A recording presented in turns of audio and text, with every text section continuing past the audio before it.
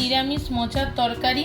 এটা এই মোচাটা বাজার থেকে নিয়ে এসছে, এটা কাঁঠালি কলার মোচা। এটা খেতে ভালো হয়। মোচাটা কিভাবে ছাড়াতে হয় আপনাদেরকে দেখিয়ে দিচ্ছি। এইভাবে এর ওপরের এই পাতাগুলো ছাড়িয়ে নেবেন, দিয়ে এই অংশটা নিয়ে নেবেন।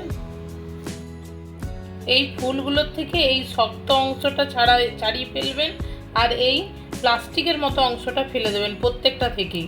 এইগুলো রান্নার সময় শক্ত থেকে যাবে, সেদ্ধ হবে না, তাই এই অংশগুলো ফেলে দিতে হবে। দেখুন এগুলো সব ছাড়ানো হয়ে গেছে। এরপরে এগুলোকে নিয়ে কেটে নেবো একটুখানি। এই অংশটা কেটে বাদ দিয়ে দেবো, কারণ এটা খুব শক্ত। এবারে এগুলো কুচি কুচি করে কাটবো।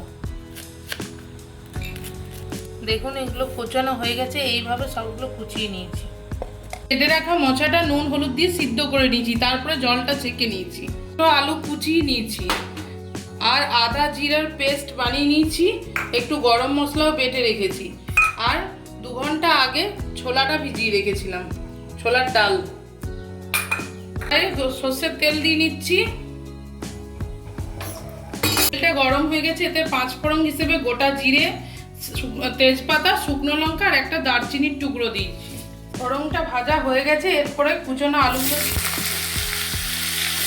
একটু নুন দিয়ে ভাজতে থাকবো, একটু সামান্য ভাজবো। দেখুন আলুগুলো ভাজা হয়ে গেছে, এতে এই বাটা মশলাটা দিয়ে দেবো, আদা জিরেটা।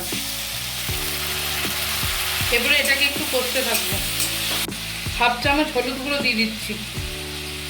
সেদ্ধ করা মোচাটা দিয়ে দেবো, ডালটাও দিয়ে দিচ্ছি ভিজিয়ে রাখা। এরপরে এটাকে একটু কষবো। দেখুন কষানো হয়ে গেছে, এরপরে এটা জল ঢেলে সেদ্ধ করতে দেবো। এটা 15 মিনিটের মতো সেদ্ধ হবে। নামানোর আগে দেখুন এটা হয়ে গেছে, নামানোর আগে একটু গরম মশলা আর ঘি দিয়ে নামিয়ে নেবো এটাকে। এই যে ঘি। দেখুন তৈরি হয়ে গেছে নিরামিষ মোচার তরকারি। এটা গরম ভাতে পরিবেশন করুন।